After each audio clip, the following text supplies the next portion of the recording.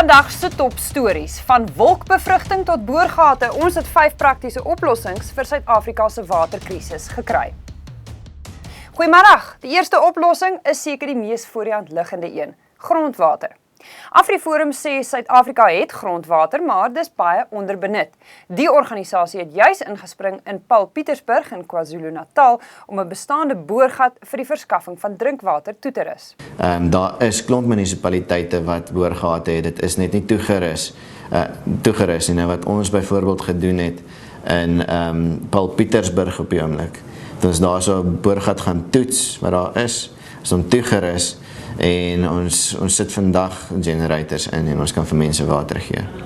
Nog 'n oplossing kan wees om so Singapore te maak en rioolwater so goed te suiwer dat 'n mens dit weer kan drink, maar dit het sy eie uitdagings.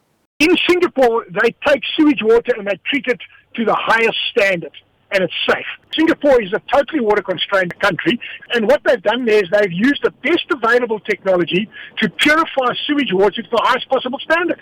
So technologically it can be done. It's not a technological problem. Our bulk water treatment plants are not designed to treat sewage effluent into standard water. This is our actual major problem. We do not treat sewage water from a sewage works to drinking water standard. Baie mense dink die ontsouting van seewater is net 'n oplossing vir kusgebiede, maar inwoners van die eMalahleni munisipaliteit in Witbank drink reeds gesuiwerde mynwater van 'n Anglo-American myn in die omgewing. Die goeie nuus, daar's nog baie suur mynwater in stede soos Johannesburg wat ook gesuiwer kan word.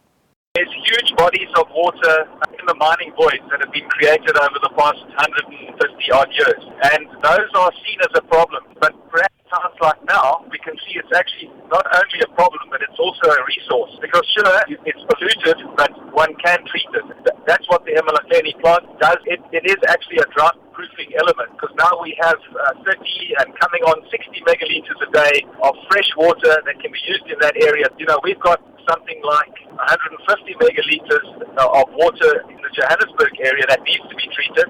If we had treated that, we would have now had another 150 megalitres per day of water that could be used in this municipal area. Nog 'n oplossing wat veral 'n impak op landbou kan hê, is wolkbevrugting. Dit behels basies die strooi van sout of ander chemiese deeltjies in klein hoeveelhede in wolke wat dan reënval stimuleer. Die een klink dalk eerder soos wetenskap-fiksie, maar dateer terug tot 1947. Eksperimente in Suid-Afrika het al in die 70er jare resultate opgelewer.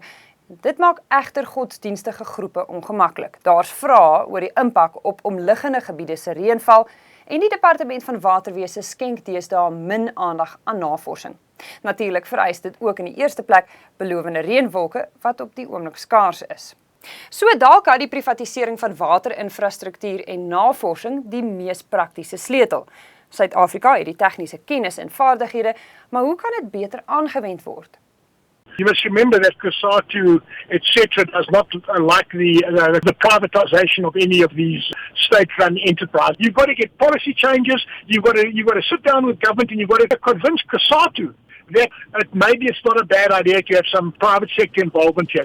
This public-private participation thing I'm talking about is really going to be about a soft relationship between the private sector in a partnership with a public sector in a way that is politically acceptable, technologically robust and socially acceptable.